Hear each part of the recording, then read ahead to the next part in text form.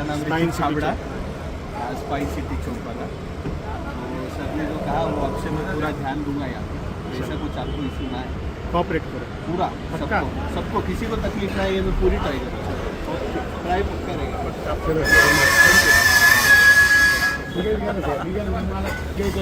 इथे कुणीच दारू नाही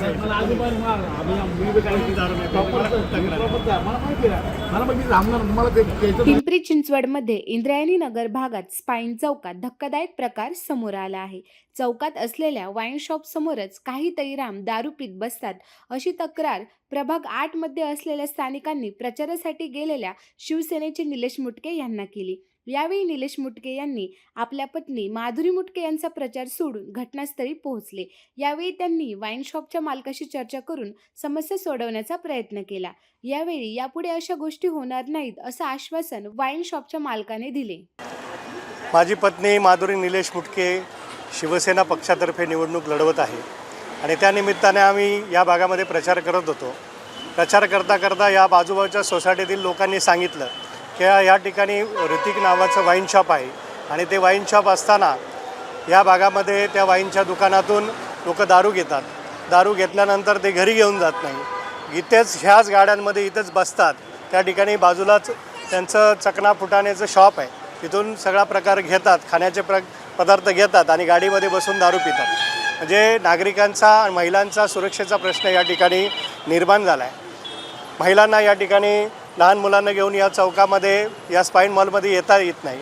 गाड्यांना या भागातून गाड्यासुद्धा त्या ठिकाणी पास करता येत नाही। म्हणजे या ठिकाणी ट्रॅफिक होते, महिलांच्या सुरक्षेचा प्रश्न आहे आणि अशी ट्रॅफिक झाली, महिला त्या ठिकाणी जर चालत गेल्या, चेन स्नॅचिंगचे प्रकार म्हणजे अशा खूप काही घटना या ठिकाणी होऊन गेलेल्या आहेत। आणि अतिशय चांगला भाग म्हणजे विकसित केलेला भाग अशा एका वाईन शॉपमुळे जर त्या ठिकाणी त्या नागरिकांवर जर सुरक्षेच्या दृष्टीने परिणाम होत असेल तर मला असं वाटतं आम्ही या भागामध्ये प्रचार करता करता प्रचार बाजूला सोडून या ठिकाणच्या नागरिकांच्या समस्या जर आम्ही त्या ठिकाणी जाणून घेतल्या आणि त्या ठिकाणी जर सोडवण्याचा प्रयत्न जर आम्ही केला तर मला वाटतं त्या प्रश्नांना त्या ठिकाणी खऱ्या अर्थाने वाचा फोडली पाहिजे। प्रचार तर होतच असतो, प्रचार हा बाजूला ठेवून मला लोकांनी सांगितलं का तुम्ही तुमचा प्रचार हाच का तुम्ही त्या ठिकाणी आमचा वाईन शॉपचा जो होणारा त्रास आहे त्या त्रासापासून आम्हाला वाचवा।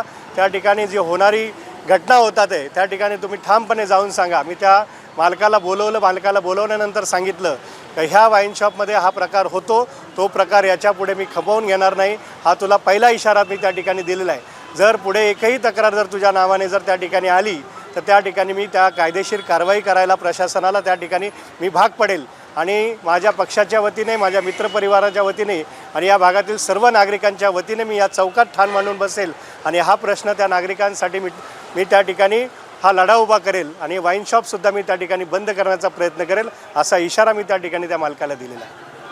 भाऊ, आता आपण बघितलं की जवळच 1-2 मीटरच्या अंतरावर पोलीस स्टेशन असताना देखील अशा प्रकारच्या घटना घडत आहेत, तर काय कारवाई?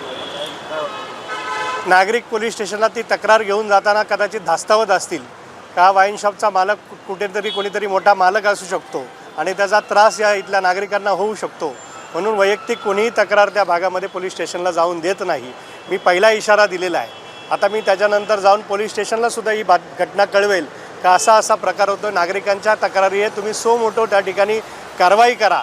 या ठिकाणी रहदारीला तर अडथळा होणार नाही, हा तर तुमचा त्या ठिकाणी तुमच्या खात्यामध्ये अखत्यारीत तो प्रश्न येतो, परंतु या ठिकाणी जो होणारा प्रकार आहे तो थांबवला जर तुम्ही त्या ठिकाणी थांबवला नाही तर नागरिकांबरोबर मला त्या ठिकाणी रस्त्यावर उतरायला लागेल आणि त्या वाईन शॉपच्या मालकालासुद्धा त्या ठिकाणी मी ठणकावून सांगितलेलं आहे का जर हा प्रकार पुन्हा झाला या ठिकाणी तुम्ही बाउन्सर लाव, या ठिकाणी लोकं उभी कर तुझी आणि कुठलाही दारू घेणारा तो तुझा ग्राहक असेल तो या गाडीमध्ये बसला नाही पाहिजे। जे काय तुला व्यवसाय करायचा आहे तो कायदेशीररित्या कर, मला तुझ्या वाईन शॉपला विरोध नाही, परंतु नागरिकांचा जर त्या ठिकाणी विरोध झाला तर मला त्या ठिकाणी तुझ्या विरोधात लढा उभा करावा लागेल आणि नागरिकांच्या हितासाठी मला त्या ठिकाणी मदत करावी लागेल। त्या मालकाने स्वतःहून कबूल केलं का मी सगळ्यांची माफी मागतो आणि यापुढे जर माझी काही तक्रार आली तर मला त्या ठिकाणी सांगा, मी तुमच्या सोबत आहोत, हा मला त्या ठिकाणी त्याने विश्वास दिला।